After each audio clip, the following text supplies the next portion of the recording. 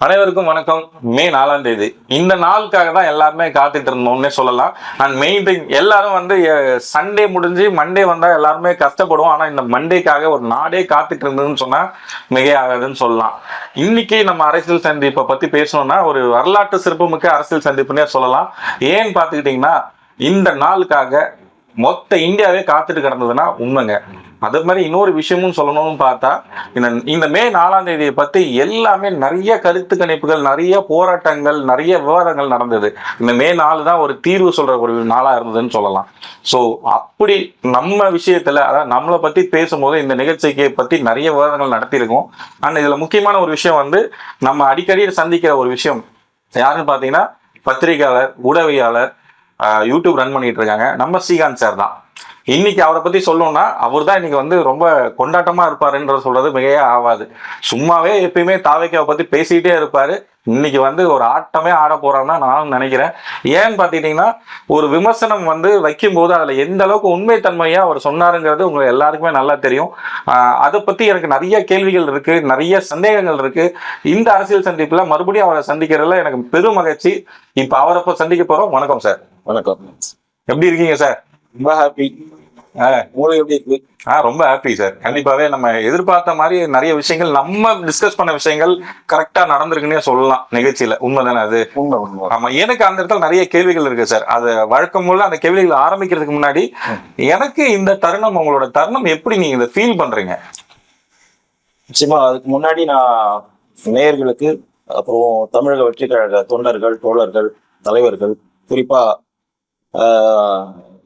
இப்போ வந்திருக்கிற முதல்வர் தளபதி விஜய் அவர்களுக்கு என் சார்பாகவும் என்னோட டீம் சார்பாகவும் ஒரு மனமார்ந்த மகிழ்ச்சியான வாழ்த்துக்களை தெரிவிச்சுக்கிறோம். நம்ம நிகழ்ச்சி சார்பாகவும் வாழ்த்து சொல்லிடுங்க. நிச்சயமா இந்த நிகழ்ச்சி சார்பாகவும், என் சார்பாகவும், வினோத் சார்பாகவும் முதலமைச்சர் விஜய் அவர்களுக்கு ஒரு மனமார்ந்த வாழ்த்துக்களையும், இந்த மாதிரி ஒரு ஆரோக்கியமான ஒரு தேர்தலை நோக்கி இளைஞர்களை மாத்தினதுக்காக ஒரு மிகப்பெரிய நன்றியையும் இந்த இடத்துல நான் தெரிவிச்சுக்கிறேன்.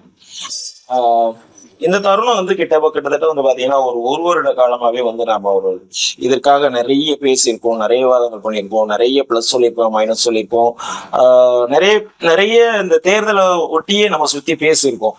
பட் இந்த நாட்கள், அதாவது வழக்கமா ஒரு மண்டே, எப்படா மண்டே வந்துருச்சா அப்படின்னு ஒரு மண்டேங்கிறது ஒரு போரான டே. பொதுவா சண்டே முடிஞ்சு மண்டே வந்துருச்சு அப்படின்னு நினைக்கிற ஒரு டைம் தான் அந்த மண்டேக்கு வந்து ஒண்ணு இருந்தது. ஆனா அந்த மண்டேக்கும் ஒரு சிறப்பான ஒரு நாள், சிறப்பான இன்னைக்கு ஒரு நாள் எனக்காக இருங்கடான்னு சொல்லி மண்டே வந்தது பாருங்க. அந்த மண்டே மே 4. ஏன்னா ஓவரால் இந்தியாவே, ஓவரால் நாடே வந்து இந்த மண்டேவை எதிர்பார்த்து அவ்வளவு நாள் இருப்பா, என்ன பண்ண 4 நாள் இருக்கா, சரி என்ன 2 நாள் இருக்கா அப்படின்னு அவ்வளோ ஒரு என்ன சொல்றது காத்திருந்த ஒரு மண்டே. ஆனா இதற்கு எதிராக வந்து பாத்தீங்கன்னா நிறைய கருத்து கணிப்புகள், விவாதங்கள், ஊடகங்கள்ல வந்து கம்ப்ளீட் அந்த ஆக்குபை பண்ணிக்கிட்டு உட்காந்து ஒரு கருத்து கணிப்புன்ற பேர்ல கருத்து திணிப்பு செஞ்சுக்கிட்டு இருந்தாங்க. அதுதான் கேள்வியா அடுக்கடுக்கலாம் வரலாம்னு நினைச்சு நீங்க அதுக்கு ஆன்சரே போயிட்டீங்க. அதாவது அது ஒரு ஊடக தர்மம் ஒண்ணு இருக்கு, ஊடக அறம்னு ஒண்ணு இருக்கு. இல்ல அதை பத்தி இன்னும் அழுத்தமா நான் கேட்கணும்னு நினைச்ச ஒரு கேள்வி அதுதான். ஃபர்ஸ்ட் விஷயம், இன்னொரு பாயிண்ட் உங்களுக்கு எடுத்து கொடுக்கணும்னா, திரு ஜோசப் விஜய் முதலமைச்சர் அப்படின்னு சொல்லும் போது ஒரு கர்வம் எப்படி இருக்கு உங்களுக்கு? நிச்சயமா இருக்குல்ல, எனக்கு இருக்குன்னா இப்போ அவரை சார்ந்து இருக்கிற, அவரை ஃபாலோ பண்ற அவ்வளோ இளைஞர்களுக்கும் அந்த பேரை சொல்லும் போது அப்படி ஒரு, ஏன்னா அந்த ஜோசப் விஜய் அதை எடுத்து சொன்னா அதுவே வந்து ஒரு அவர் மேல ஒரு திணிக்கிற ஒரு கிறிஸ்டின் அப்படின்னு சொல்லி ஒரு திணிப்புலாம் திணிச்சிட்டு இருந்தாங்க. இப்ப கூட ஒரு கேஸ் ஒண்ணு உங்களுக்கு நடந்தது. சொல்ல போனா அது வந்து அந்த சர்ச்சில் அப்படி முட்டி போட்டு நடந்து போக கூடாது, அது அபத்தமா இருக்குன்னு சொல்லிட்டு எல்லாம் சொல்லிட்டு இருந்தாங்க. அந்த மாதிரி இப்போ ஒரு நியூஸ் அது வந்துச்சு. அந்த எல்லாமே அது வந்து ஒரு கல்வெட்டு எரிஞ்ச மாதிரி இருந்தது. எல்லார் கல்லையும் தூக்கி வச்சுட்டு அவர் ஒரு பெரிய கோட்டையை கட்டின மாதிரி ஒரு சிஎம் கோட்டையை கட்டிட்டாருன்றதே சொல்லலாம் கண்டிப்பா. அண்ட் அது மட்டும் இல்லாம அவருக்கு மேல மட்டும் விமர்சனம் வைக்காம அவரை சார்ந்து ஃபாலோ பண்றாங்க அத்தனை பேர் மேலேயும் விமர்சனங்கள் வைக்கப்பட்டது. உண்மையாவே சொல்ல போனா கரெக்டுங்களாண்ணா? ஸோ முக்கியமாவே இந்த நாளை வந்து எப்படியும் அவங்களுக்கு எதிராக வந்துருச்சுன்னா அவங்கள வச்சு செய்யலாம் அப்படின்னு எத்தனையோ பேர் காத்துட்டு இருந்தாங்க தான் கேள்விப்பட்டுட்டு இருந்தோம். இன்னும் சொல்ல போனா நேற்று கூட பார்த்தீங்கன்னா ஆளுங்கட்சியில இருந்து இன்னைக்கு ஒரு வெற்றி விழாவை கொண்டாடிடலான்னுட்டு நேற்று போய் நம்ம முன்னாள் முதலமைச்சர்னே சொல்லலாம், முன்னாள் முதலமைச்சர் ஸ்டாலின் சார் வந்து ஒரு வாழ்த்து வாங்கிட்டு வந்தார். இன்னைக்கு ஒரு நல்ல இதை ஆரம்பிக்கலாம்னு நீங்க அந்த நியூஸ்ல கூட பார்த்துருப்பீங்க. ரெண்டாவது வந்து அங்க வந்து ஒரு வெற்றி கொண்டாடுறதுக்கு ரெடி ஆகிட்டு இருந்தாங்க எல்லாருமே. ஸோ இந்த மாதிரி ஒரு விஷயங்கள் நீங்க கேள்விப்படும் போது தாவேக்கா தொண்டர்கள்லாம் வந்து எப்படி இதை உண்மையாவே உங்களோட மனசாட்சிப்படி நீங்க இந்த வெற்றியை வந்து எதிர்பார்த்தீங்களா, இல்ல நீங்க எந்த மாதிரி வெற்றியை எதிர்பார்த்தீங்க? இது இப்படி எனக்கு இதே சர்ப்ரைஸா இருந்துச்சா உங்களுக்கு? இல்ல நிச்சயமா இப்ப நான் மட்டும் இல்ல, தாவைக்கால இருக்கிற ஒவ்வொரு தொண்டர்களும் சரி, நிர்வாகிகளும் சரி, தாவைக்காவை ஆதரிக்கிற மக்களும் சரி, இது ஒரு எதிர்பார்த்த வெற்றி தான். இந்த வெற்றி நிச்சயமா கிடைக்கும்ன்றதுல நான் முழுமையா நம்பினேன். நான் நிறைய வீடியோஸ் நாங்க பேசியிருக்கோம் சம்பந்தமா. இது கூட குறைச்சங்கிறத விட இதை விட இன்னும் ஒரு பெரிய வெற்றியா வரும்னு நான் எதிர்பார்த்தேன். சோ அதற்கு சில பல காரணங்கள், இப்ப போதுமான அளவுக்கு இல்ல பிரச்சாரங்கள் அவங்க வாய்ப்பு தரல அப்படிங்கிற விஷயம் போது. சோ இதையெல்லாம் வச்சு பார்க்கும்போது ஒரு ஒரு சரியான ஆட்சி அமைக்கிறது தேவையான ஒரு வெற்றி நிச்சயமா கிடைக்குங்கிறத நான் முழுமையா நம்பினேன். அதனாலதான் 2 days பேக் எல்லாம் கூட நம்ம வீடியோ போடும்போது திருப்பி அதை சொன்னது. இப்ப எதிரணியில வந்து பாத்தீங்கன்னா அது வந்து அவங்களுக்கே தெரியும். ஏன்னா அவங்க உளவு பிரிவு அவங்க கையில இருக்கு, மத்திய உளவு பிரிவு அவங்க கையில இருக்கு, அவங்களுக்கு எல்லா விதமும் தெரியும். நம்ம சாதாரணமா போய் ஒரு சர்வே எடுத்துட்டு வந்து போட்டு அதை ஒரு கருத்து கணிப்புன்னு சொல்லும் போது ஆத்தென்டிகேஷனா ஒரு நிறுவனத்தை வச்சு அவங்க அதை பண்ணும்போது அவங்களுக்கு இன்னும் அக்யூரன்சியா தெரியும் இல்லையா? அப்ப அவங்களுக்கு தெரியும். அப்ப தெரிஞ்சதுனாலதான் அவங்க ஒரு மிகப்பெரிய அளவுல ஒரு பலத்தை கூட்டி ஒரு பெரிய கூட்டணியை உருவாக்குறதுக்கு அதுதான் காரணம். அதே மாதிரி இந்த ஊடகம் வந்து சோசியல் மீடியா ஊடகம் வந்து இன்னைக்கு மிகப்பெரிய அளவுல பங்காற்றி இருக்கு. இப்ப எங்களோட தாவேக்காவோட வெற்றிக்கும் வந்து பாத்தீங்கன்னா மிகப்பெரிய அளவுல சோசியல் மீடியாவோட சப்போர்ட் இருக்கு. அப்ப அதை அவங்க என்ன பண்றாங்க, மெயின் ஸ்ட்ரீம் மீடியா எல்லாத்தையுமே ஆக்குபைட் பண்ணி பத்திரிகையாளர்கள்ங்கிற போர்வையில அவங்களை எல்லாமே அங்க உட்கார வச்சு தொடர்ச்சியா வந்து தாவேக்கா மேலையும் தாவேக்கா தலைவர் மேலையும் அந்த அரசியல் கட்சி மேலையும் வந்து பாத்தீங்கன்னா ஒரு அவதூறான செய்திகள் அல்லது அவங்கள வந்து ரொம்ப அண்டர்எஸ்டிமேட் பண்ணி அவங்க எதுவுமே கிடையாது அப்படிங்கிற மாதிரியான ஒரு விமர்சனங்களை, கருத்து திணிப்பை வந்து தொடர்ச்சியா செஞ்சிட்டு இருந்தாங்க. நேத்து இரவு வரையும் செஞ்சாங்க, இன்னும் சொல்ல போனா இன்றைக்கு காலையில வரையும் செஞ்சாங்க அது. அப்ப இது வந்து அவங்களுக்கு ஒரு ஹோப் கொடுத்துரும், பண்ணிரும் அப்படின்னு சொன்னாங்க. இன்னொன்னு பாத்தீங்கன்னா முழுக்க அவங்க பேசின அத்தனை பேரும் விஜய வந்து சரியா கணிக்க தவறிவிட்டார்கள் தான் நான் சொல்லுவேன். இல்ல எனக்கு ஒரு பாயிண்ட் ஒண்ணு இருக்குண்ணா. இப்ப கணிக்க தவறிட்டோமா இல்ல வந்து வாண்டடாவே அதை மறைச்சிட்டாங்களா அப்படிங்கிற ஒரு விஷயங்கள் இருக்கா? அதே மாதிரி இன்னொரு விஷயம், ஒரு குறைஞ்சபட்சமா வந்து ஒரு நீங்களும் ஊடகவியலர், நானும் ஊடகவியலர், ஏன்னா பாக்குற மக்கள் வந்து பத்திரிகையாளர்னா ஒரு தனி மரியாதை கண்டிப்பா இருக்கும் இல்லையா?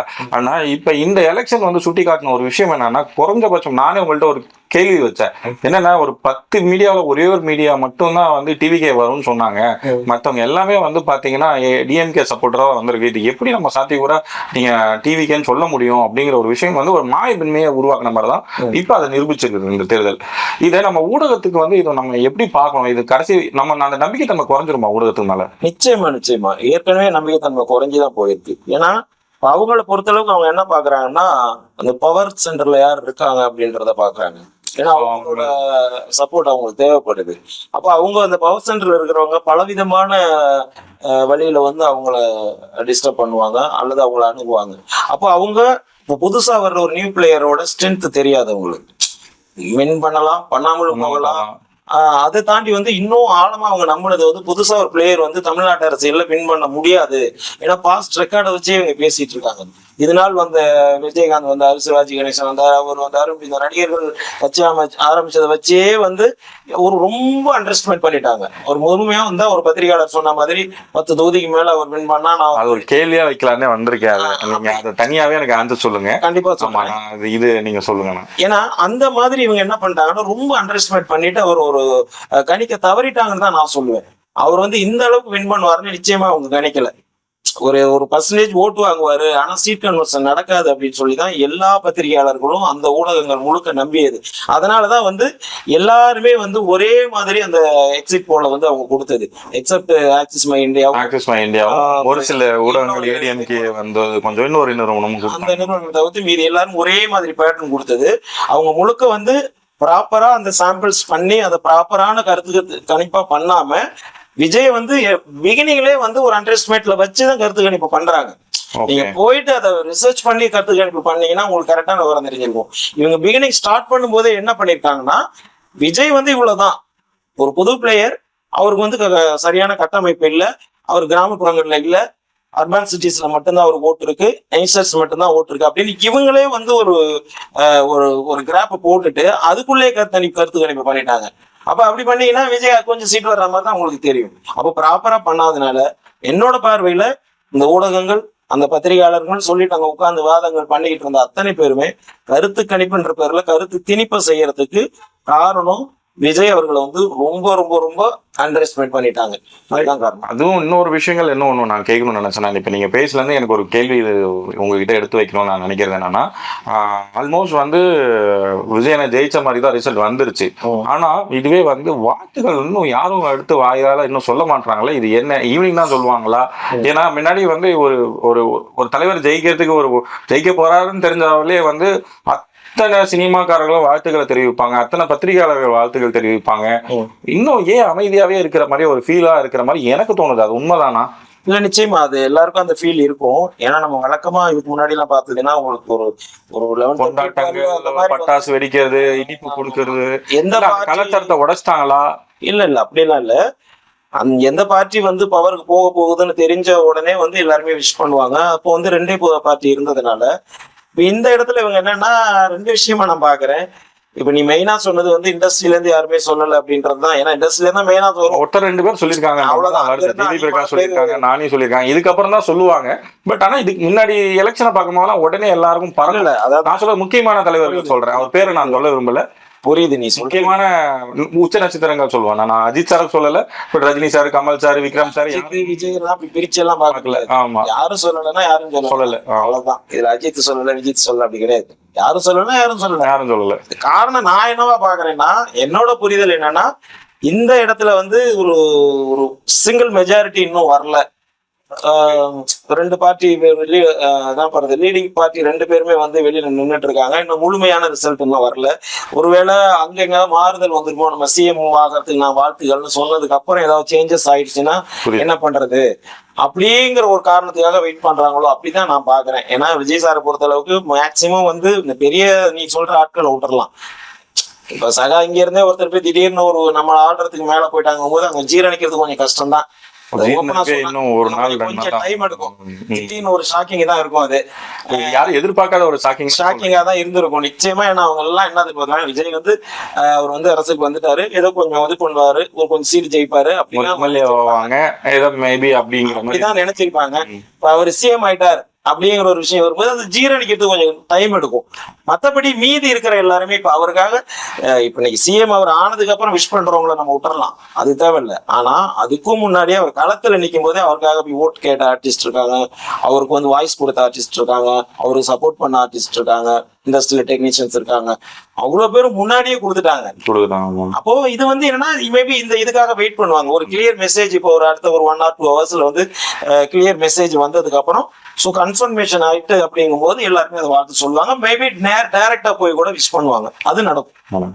ஸோ இப்போ வைக்கிறேன் நான் கேள்வி. உங்களுக்கு தெரியும், இன்னைக்கு நம்ம முன்னாடியே ஒருத்தர் சொல்லியிருந்தாங்க, நான் என்னோட ரிசர்ச் பண்ணி சொல்றேன், ஒரு 10 சீட்டுக்கு மேல வரமாட்டார் விஜய் அப்படின்னு சொன்னவர் இன்னைக்கு வேற மாதிரி வந்திருக்குமோ. நானும் வந்து அவர் மேல ரொம்ப மரியாதை நிமித்தமா இன்னைக்கு அவரை நம்ம ஃபாலோ பண்ணிட்டு இருக்கோம். இது யானைக்கு அடி சறுக்கும் அப்படி விட்டுட்டு போயிடலாமா, இல்ல இது எப்படி நீங்க பாக்குறீங்க? இல்ல, இதுவே இப்போ அரசியல்ல வந்து இது எல்லாமே சகஜமான ஒரு விஷயம் தான். அது மீடியாவில் இருக்கிறது என்னன்னா, இப்ப எனக்கு ஒரு நான் என்னோட பார்வையில எனக்கு ஒரு கருத்து இருக்கும். அதுல நான் இப்படி ஒரு அசம் பண்ணியிருப்பேன், இது இப்படிதான் நடக்கும் அப்படிங்கும் போது நான் மீடியாவில் தொடர்ந்து பேசுறங்கும் போது என்னோட கருத்தை அந்த டைம்ல என்ன ஒரு சுச்சுவேஷனோ அதை வச்சு என்னோட கருத்தை நான் பதிவு பண்ணுவேன். அதுக்கப்புறம் நிறைய கால சூழல்கள் மாறும், நிறைய வளர்ச்சி ஆகும். நான் எந்த அப்ஜெக்ட் மேல கருத்து வைக்கிறேனோ அந்த அப்ஜெக்ட் பெருசா வளர்ந்திருக்கலாம், சூழ்நிலைகள் மாதிரி வேற வேற பரிணாமங்கள் அடைஞ்சிருக்கலாம். அப்ப நான் முன்னாடி சொன்ன அதே கருத்து தான் இப்பவும் நடக்கும்னு சொல்ல முடியாது.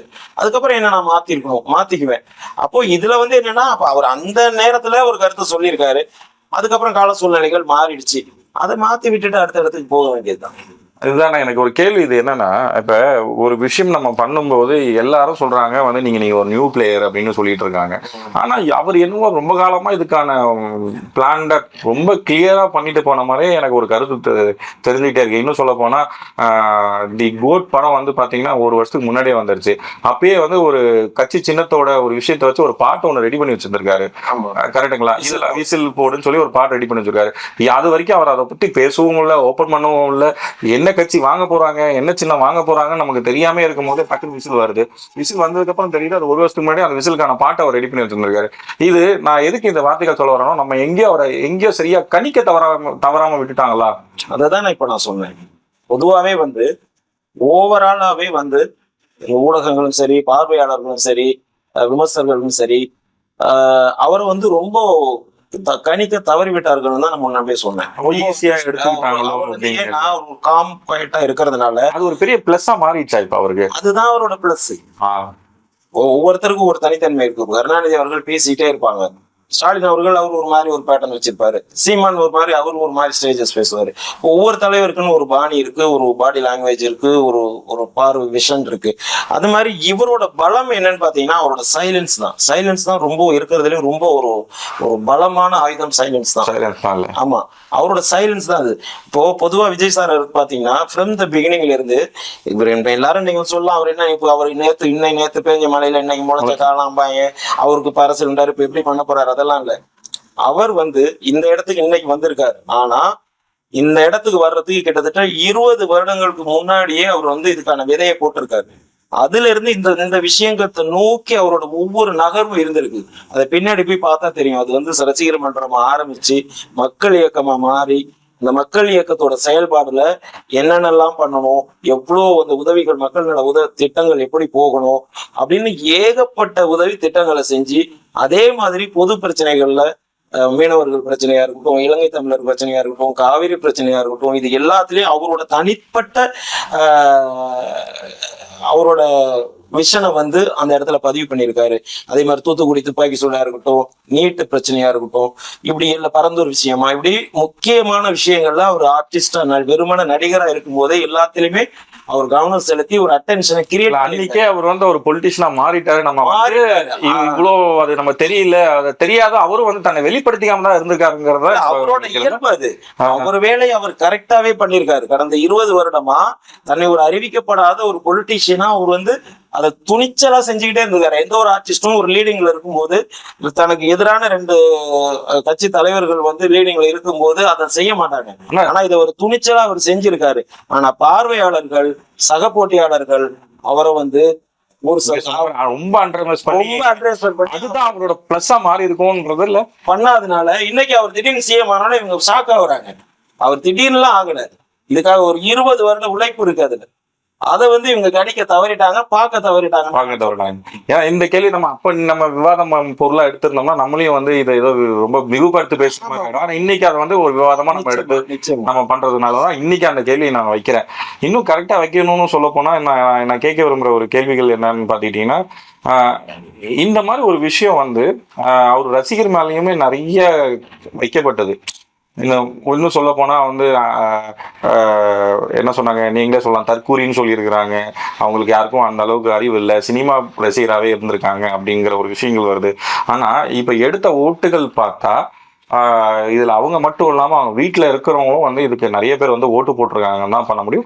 ஈவன் தோ நீங்க சொல்ற மாதிரி நீங்க அன்னைக்கே ஒரு விஷயம் சொன்னீங்க, எல்லா கட்சியில இருந்தா ஓட்டு எடுக்க முடியும். அவர் போய் வந்து பாண்டிச்சேரியிலயோ இல்ல வந்து ஹைதராபாத்ல இருந்தோ ஓட்டு எடுத்து வர முடியாது, இருக்கிற கட்சியில இருந்தா ஓட்டு எடுக்க முடியும் அப்படின்னு ஒரு விஷயத்த நீங்க சொன்னீங்க. இந்த தேர்தலை பார்க்கும்போது டிஎம்கே காரங்க டிஎம்கேக்கு வேலை செய்யலன்னு ஒரு விஷயம் படுதா, இல்ல எப்படி இதை பாக்குறீங்க? உங்க பார்வையில இதுக்கான திமுக வேலை செய்யல அப்படின்றத தாண்டி எப்போதுமே நான் ஏற்கனவே சொல்லியிருக்கேன், உலகத்தில் இருக்கிற மிக பலம் வாய்ந்த சக்தி வாய்ந்த எல்லா சாம்ராஜ்யங்களும் ஒன்றோ ஒரு நாள் யாரோ ஒருவரால் தகர்க்கப்படும். இதுதான் நடந்திருக்கு. இதுதான் உலக வரலாறு. மாற்றங்கள் கண்டிப்பா நடக்கும். அப்போ அப்படிதான் இவங்க ஒரு 70 வருடத்துக்கு மேல டிராவல் பண்ணிட்டாங்க. இந்த இருபெரும் கட்சிகளுமே வந்து ஒரு 70 வருடத்துக்கு மேல டிராவல் பண்ணிட்டாங்க. மாறி மாறி இந்த தமிழகத்தை ஆட்சி புரிஞ்சுட்டாங்க. அப்போ புதுசா யாராவது ஒருத்தர் வரும்போது அவங்க ஒரு சாதாரண பிளேயரா இருக்கும்போது இவங்க ஈஸியா அடிச்சு கிரவுண்டை விட்டு வெளியில தள்ளிடுறாங்க. அதே ஒரு பிளேயரு இவங்களை விட பலமான ஒரு பிளேயர் உள்ள வரும்போது இவங்களால தாக்கு பிடிக்க முடியல. அதுதான் இன்னைக்கு நடந்திருக்கு. இவங்க உள்ள வரும்போது அதே மாதிரி பழைய பிளேயர்ஸ் மாதிரி இவர் ஒரு ஆர்டினரியான பிளேயர் இவர் அடிச்சு வெளில தள்ளிட்டு நம்மளே விளையாண்டுக்கலாம்னு இவங்க நினைச்சாங்க. ஆனா வந்த பிளேயர் வந்து இவங்க 2 பேருமே 2 கையில பிடிச்சி தள்ளி வெளில தள்ளிவிட்டாரு. ஏன்னா தன்னை ஒரு ரொம்ப சாதாரண பிளேயரா அவர் காட்டிக்கிட்டாரோ தான் நான் சொல்ல வரேன். அவர் தன்னை ரொம்ப இறக்கி சாதாரணமா காட்டிக்கிட்டாரோ, அதனாலதான் வந்து இவங்க எல்லாம் கணிக்க தவறிட்டாங்களோ அப்படின்னு நான் சொல்ல வரேன். அவர் சாதாரணமா காட்டுறாரோ இல்ல பலமா காட்டுறதோ அது அவரோட விருப்பம். அவரை சாதாரணமா நினைக்கிறதா இல்ல பலமா நினைக்கிறதோ உன்னோட புத்திசாலித்தனம். இப்ப அந்த இடத்துலதான் திமுக வந்து இவர் ஒரு பொருட்டாவே மதிக்கல. அவங்க இந்த எலெக்ஷன் முடியற வரையும் ஸ்டாலினா இருக்கட்டும் இல்ல வேற யாரா இருக்கட்டும் விஜய்ங்கிற பேரை உச்சரிக்கவே இல்லை. விஜயை பத்தி விஜய்ங்கிற ஒரு பேரை சொல்லி பேச ஏன்னா எல்லாருமே வந்து அந்த அவரை பேரை சொல்லி நம்ம ஏன் பெரிய ஆள் ஆக்கணும் அப்படிங்கிற ஒரு கருத்தை தான் எல்லாரும் வச்சுக்கிட்டே இருந்தாங்க. அவரை விட ரொம்ப சிறிய ஆளுன்னு நினைச்சுக்கிட்டாங்களே. நினைச்சுக்கிட்டாங்களே. ஆனா அவரை விட மிக உயர்ந்த ஆளுன்னு இன்னைக்கு அடிச்சு ஒட்டச்சு சுக்குனரை தள்ளிட்டாரு.